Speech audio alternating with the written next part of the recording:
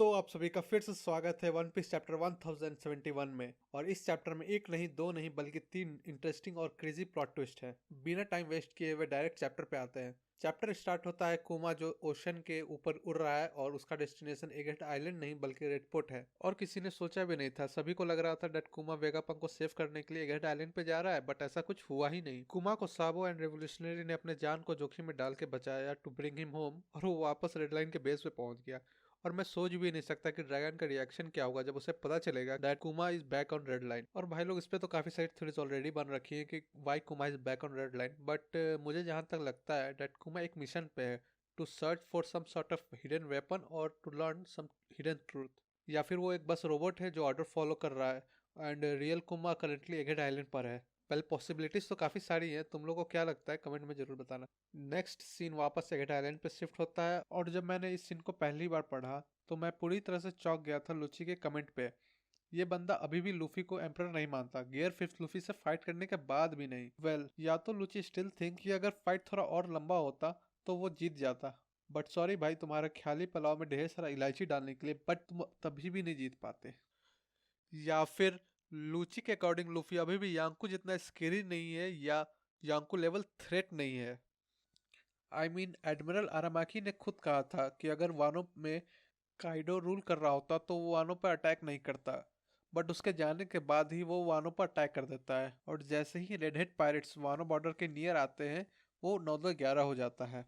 White beard pirate से fight करने के लिए भी more than 1 lakh marine soldiers को समन किया गया था। सो आई थिंक लूची के अकॉर्डिंग लूफी अभी भी उस लेवल पर नहीं है। वेल, स्टार्टिंग से ही सभी स्ट्रॉ हैट्स को अंडर एस्टिमेट करते आए हैं और वो उनका डाउनफॉल भी हुआ है। सो मे बी एक हेड आइलैंड का बैटल इस बात का सबूत होगा सभी के लिए कि वो लोग अब स्ट्रॉ हैट्स को लाइटली नहीं ले सकते। नेक्स्ट पैनल में हम लोग देखते हैं डैट सभी वेगापंक एक साथ है और वो लोग डिसाइड करते हैं डैट कि उनका सबसे सेफेस्ट ऑप्शन होगा सनी पे ऑनबोर्ड होकर तुरंत एक हेड आइलैंड से निकल जाना। और सेफली एक हेड आइलैंड से स्केप करने के लिए वेगापंक कॉल करता है एक सर्टेन समवन को जो कि एक हेड आइलैंड पे छुपा हुआ था। वेल, काफी लोग कह रहे हैं ये पायरेट किंग का कोई क्रू मेंबर होगा।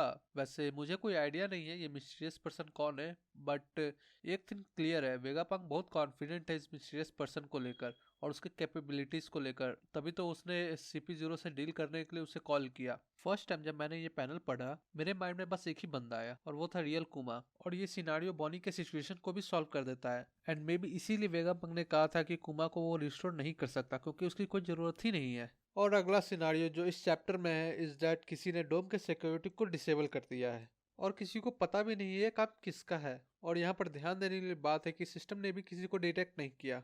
सो इसका मतलब ये काम किसी अंदर वाले का है जिसे अच्छे से डोम के सिक्योरिटी के बारे में पता हो। इवन स्टासी जिसे एगर्ट आइलैंड के सिक्योरिटी के बारे में पता है वो भी शॉक्ड में थी कि डोम का सिक्योरिटी डिसेबल हो चुका है। या ये बंदा थर्ड पार्टी भी हो सकता है जिसे Vegapunk, straw hats and CP0 के फाइट से फायदा मिले। Lucci and other CP0 Egghead island के लैब एरिया में जैसे ही इंटर करते हैं उनकी पहली नज़र 1000 सनी पर पड़ती है। लूची काकू को बोलता है शिप को डिस्ट्रॉय करने के लिए। आई थिंक लूची एंड काकू का ये फर्स्ट टाइम है जब वो लोग 1000 सनी को पहली बार देख रहे हैं, राइट। और जैसे ही काकू शिप पर अटैक करता है, जोरो नींद से उठकर कैजुअली उस अटैक को काउंटर करता है। काकू पूरी तरह से सरप्राइज हो जाता है जोरो को देखकर। दूसरी तरफ साका तुरंत एंटिसिपेट कर लेता है कि उनके पास बस एक ही शिप अवेलेबल है, स्ट्रॉयट का शिप, एंड CP0 उसे डिस्ट्रॉय करेंगे। पाइथागोरस इस बात को कंफर्म करते हुए बोलता है कि CP0 ऑलरेडी शिप को अटैक कर रहे हैं और जोरो उनसे फाइट कर रहा है और उन्हें जोरो को हेल्प करना चाहिए, अदरवाइज वो लोग स्ट्रॉयट शिप को लूज कर देंगे। इस मोमेंट में I am like really helping जोरो। वेल, हम सभी को पता है ये फाइट कैसे जाएगा। वेल, अगले सीन में हम लोग किड पायरेट्स को ज्वाइन करते हैं जो अपने शिप विक्टोरिया पंक पे है और उनके सामने ओशन में एक जाइंट फिश है जो उनके शिप के साइज का है और बैकग्राउंड में किसी लैंड का सिलोवेट दिख रहा है। कुछ पेपर देखने के बाद किलर कंफर्म करता है कि वो लोग एल्बाफ के नियर है, द होम ऑफ जायंट्स। और ये बात सुनकर किड पूरा एक्साइटेड हो जाता है एंड अगेन बिना किसी प्रॉपर लुक के ये सीन कट हो जाता है G14 मरीन बेस पे जो एगेड आइलैंड के नजदीक है। यहाँ पर मंकी डी गार्फ रीइंफोर्समेंट के लिए आया हुआ है सो डेट वो लोग ब्लैकबीट पायरेट से फाइट कर सके और कोबी को बचा सके।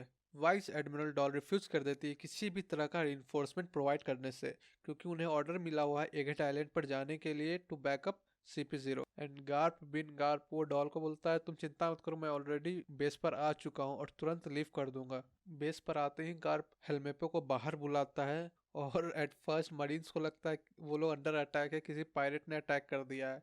फिर ध्यान से शिप को देखने के बाद उन्हें रियलाइज होता है कि ये वाइस एडमिरल गार्प का शिप है। हेलमेपो रोते हुए बाहर आता है और गार्प को बताता है कि कोबी को ब्लैकबेट पायरेट्स ने किडनैप कर लिया है और वो चाहते हुए भी कुछ नहीं कर पाया। गार्प हेलमेपो को शांत होकर शिप पर आने के लिए कहता है ताकि वो लोग जल्दी ब्लैकबेट पायरेट के आइलैंड हाची नोशु पे अटैक कर सके एंड कोबी को बचा सके। So the big question here is, can Garp defeat Blackbeard? मैंने पहले भी इस बात पे डिस्कशन किया है कि अगर ब्लैकबियर्ड और गार्प के बीच में फाइट होती है तो चांसेस है गार्प जीत सके। बट हम सभी को पता है ब्लैकबियर्ड फेयर एंड स्क्वायर फाइट नहीं करेगा, वो कोई डर्टी ट्रिक्स जरूर यूज करेगा। तुम लोग को यार क्या लगता है इस बारे में, कमेंट्स में जरूर बताना।